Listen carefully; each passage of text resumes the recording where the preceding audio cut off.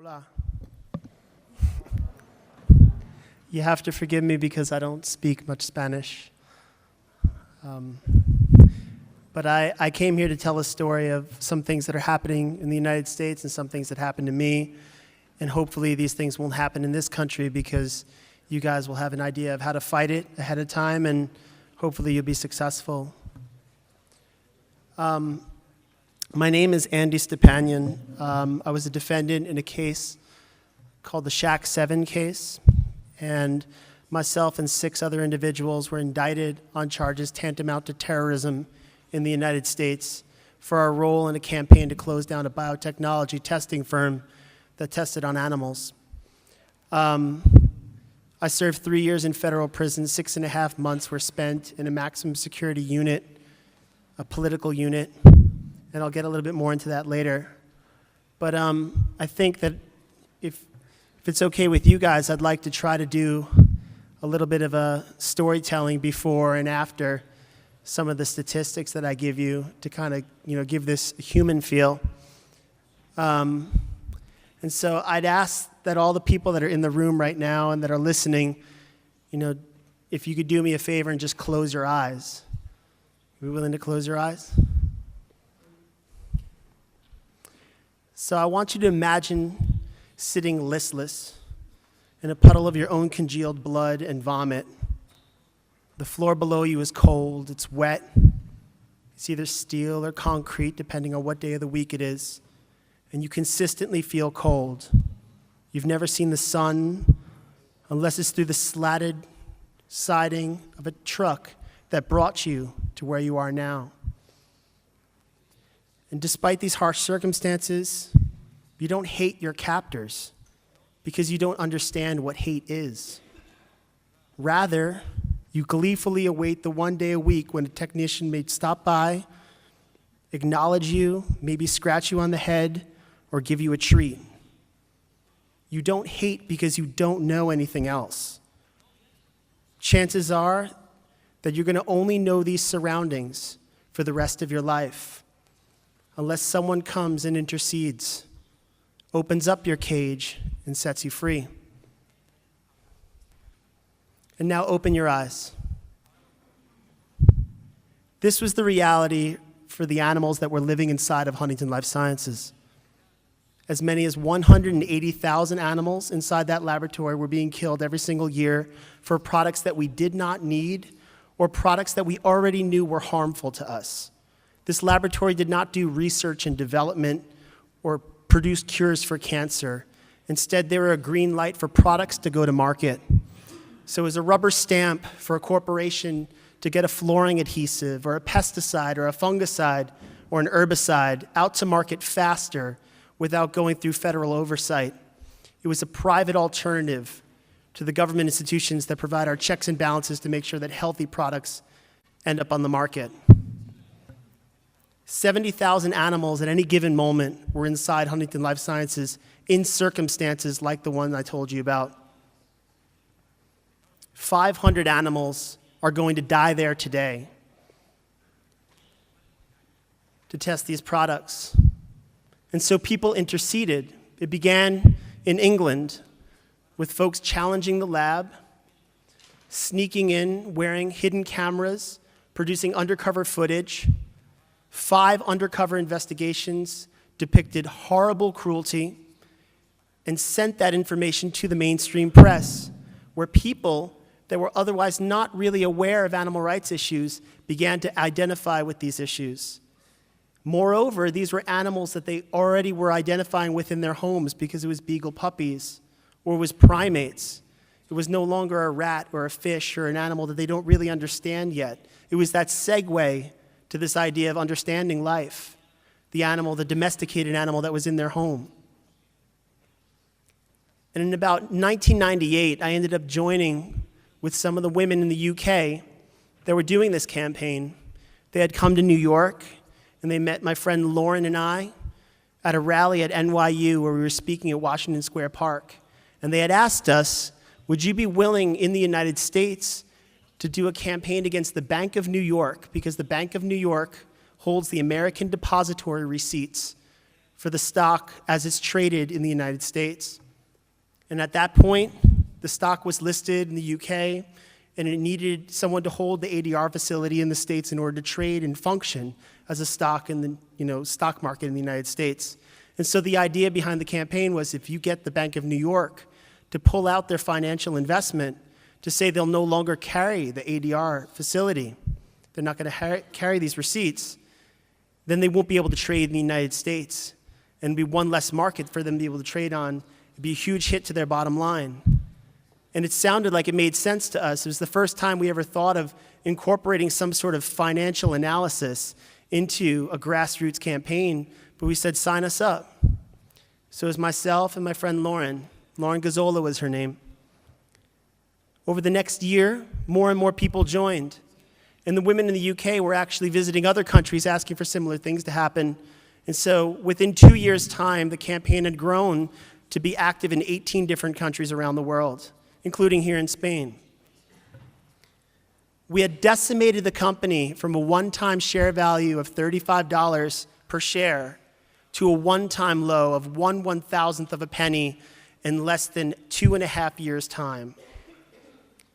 Now, to give you an idea of the aggregate of how much money that was over $300 million in damages, and no one had to burn anything down, no one had to destroy anything, no one had to threaten people's lives. However, what we were soon going to learn was that the government was going to treat us as if we were burning things down, as if we were threatening people's lives, because to them, capital counts more than compassion, and profits count more than people. So for nearly 5 years, I made it my primary focus of campaigning, my primary focus of activism to see Huntington Life Sciences closed and to support the women in the UK that originally brought this idea to me, and I was actively involved in the United States. And we started employing very Wall Street savvy ideas to our campaigning. We started targeting shareholders. We started targeting the financial pillars of support. We started targeting the customer and client contracts of the laboratory, saying that anything that fed this institution, this multinational corporation, with money was now a target. And so one by one, we were undermining their financial pillars of support until they had no more money. And that's how we were so successful. But unfortunately, in 2003, when the company went bankrupt for the second time, they qualified for the Department of Trade and Industry in the UK for something called terrorism insurance. And when they qualified for the terrorism insurance, then somebody had to be charged as terrorists to justify such a payout. That was going to be me, Lauren, and 4 of our friends. I was sentenced to 3 years in federal prison in the United States after an 18-month pretrial and trial stage. I went to trial once, mistried, retried again in a new district. The prosecution actually thought that the judge was too favorable to us because she refused to give us bail. The prosecution was asking for $250,000 US to be posted in order for us to get out. The judge thought that the allegations against us were nothing, or she thought they were a joke. And so she let us out of our own reconnaissance. And the prosecution didn't like that. They actually petitioned to move the court away from this judge in Newark, New Jersey, and move it closer to the pharmaceutical cabinet of the United States, Trenton, New Jersey, where the jury pool would automatically be something that would rule more in their favor. Ultimately, we were convicted. We were convicted under a nuanced and overbroad statute called the Animal Enterprise Protection Act. And what that did is that created a space for an allegation or an indictment called animal enterprise terrorism. And specifically what the law stated is a very nuanced and very niche law. It was only used once or twice in the States. It stated that if you crossed interstate or foreign commerce, or you utilized a facility in interstate or foreign commerce with intentions of causing $10,000 or more in monetary damages to an institution that utilizes animals for profit, you could be charged as a terrorist. So ultimately, what was our defense? Our defense was the Constitution of the United States protects us underneath the First Amendment or the Fifth Amendment or the Fourth Amendment to do what we did. We couldn't say we didn't do what we did because for over 5 years, we were campaigning with the overall goal of seeing the fucking place close down. And we knew that that was going to cause more than $10,000 worth of monetary damages. So where did that leave us? It left us saying we have every God-given right in this country to protest in this way, and this case needs to write that case law. We lost. We took it to the court above us. At that point, we were already in custody. I was trying to fight my appeal from inside the courts. We went all the way to the Supreme Court, and we lost. And what I'd like to underscore in this is not what happened to me, and not my specific case, but to say that capitalism is at the root of this problem. You see, capitalism can reward bad behavior in business, whether it be a laboratory that tests on animals, that they could have more worse and more egregious practices, and they can get away with it because they want less oversight, because they want to make more money. Capitalism creates a space for bigger prisons, for smaller cages on factory farms and laboratories, and harsher, longer hours for its workers. Capitalism can beat the drums of war. If a social or economic system is at a loss for resources or needs fossil fuels. And capitalism seeks to commoditize absolutely everything, whether it be a mountaintop that's filled with fossil fuels like coal, or whether it be a woman's body on a billboard. Capitalism seeks to take that visage of a woman and say, buy beer. Moreover, capitalism within the United States especially has perfected its role in shaping legislation. And so what we have now is almost like a two-tier democracy in our country. One is a corporatocracy, essentially a world that's governed by the corporations where their clout participates as votes and sometimes has more clout than that of the regular voter. And it's provided a space for these niche pro-business legislation and niche pro-business repression organizations, private institutions beyond just state institutions that are conducting repression on activists. One such example in the United States, and I'm not saying this necessarily transfers over here to Spain, but one such example is an organization called the American Legislative Exchange Council. Now, they've been around for almost 20 years now. Almost 40 years now. And the American Legislative Exchange Council exists for one purpose and one purpose alone.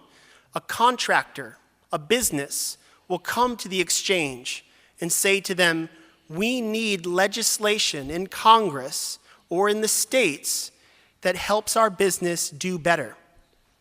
So for example, because I was an animal rights activist, I'm going to default on that, but you could extrapolate further things. The American Legislative Exchange Council went to the state government in Iowa, which is a state in the United States, one of the 50 states, and said to Iowa, we need a law that will make a felony anyone that takes video footage of inside a factory farm or space that uses animals and then leaks it to the press. Punishable with up to 5 years in prison. Now, why would they do that? They did that in direct response to investigation after investigation from organizations like Compassion Over Killing or Mercy for Animals, churning out top-notch journalistic footage of what really happens inside of these farms, and it started to change people's consciousness. Not everyone was going vegan, but people understood that factory farms were horrible for animals, and they started to reconsider their food choices, so much so that they noticed when it came to their bottom line. But for years, we were talking about the American Legislative Exchange Council, and it seemed like it was falling on deaf ears until something horrible happened this past February. A young man by the name of Trayvon Martin was gunned down in Florida in the United States. Was gunned down by a neighborhood watchman who claimed that he thought he saw a nefarious person of color walking through the neighborhood, thought he was up to no good, tried to stop him, may or may not have been assaulted, and was gunned down. And that story was all over the news. They said, how can this happen? How can a man with a firearm just gun someone down in the street and not be arrested for it? Well, it turns out that in the state of Florida was a state called a stand your ground state. And this had been around for about 2.5 years. People hadn't noticed because there hadn't been an incident like this yet. But because of the NRA partnered with a store called Walmart that sells guns, they petitioned the state governments to pass laws called stand your ground laws. They did so with the help of ALEC. The American Legislative Exchange Council wrote this law and then took their partner legislators, whether it be on vacation or to lunch or to a party, and said, we're going to help you with your next election, but what we need from you is for you to fast track this bill through all the bureaucratic process in Washington and make sure it gets passed. And so state by state started falling to these stand your ground bills. Bills that were wanted by the NRA and by Walmart because should an incident like this happen, then they're not going to be liable for the guns that they're selling on the streets. They're not going to be liable for what happens, the incidents like this Trayvon Martin incident. And so all of a sudden now the country was talking about, what is this group ALEC? Who are they?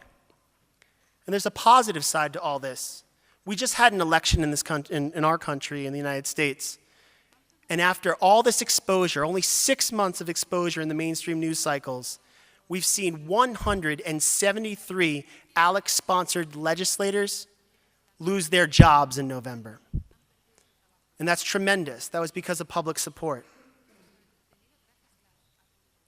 When it comes to recognizing that capitalism is the problem, and we recognize that capitalism in and of itself, whether it be for a business like Wall Street or any of the large investment firms, or for the military-industrial complex, for their fear of private institutions like WikiLeaks leaking their information or their dirty laundry that they don't want out there, they're going to seek whatever way possible to either use the state, or where the state fails them, use private institutions to repress either the whistleblowers, the journalists, or the activists that are speaking truth to power. We're seeing this with the targeting of individuals related to WikiLeaks by a private institution called Stratfor. Stratfor is based out of Texas in the United States. Stratfor is a private intelligence agency, not state-sponsored, but rather private, and they farm information. A lot of the employees of Stratfor are either former CIA or former military officials that decide to make more money by going into the private sector. And they take this money and they use it to help the companies that are their clients. In this case, it might be, Merrill Lynch, or it might be Dow Chemical.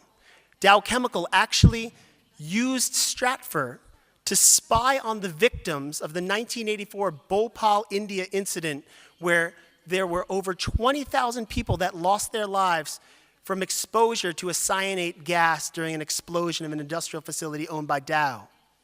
Now, why would they do something so egregious after taking so many people's lives?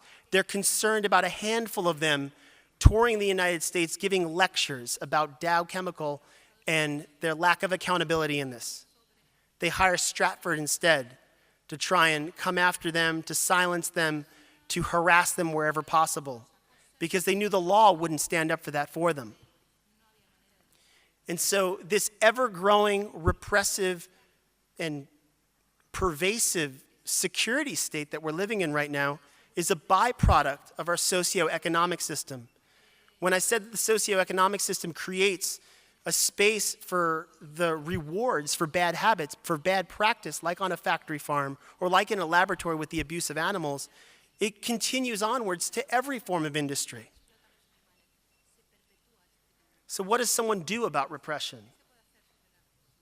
I had already been through 3 years of federal prison, and often when I give lectures like this, I'm concerned that if I tell too much about my personal experiences, that it'll kind of create trepidation or it'll scare people into inaction. And that's the last thing that we need right now. What we need right now is more action. Not foolish action, but we need more action.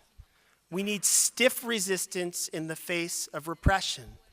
If repression is staring us down, we need to stare it back And we need to not budge.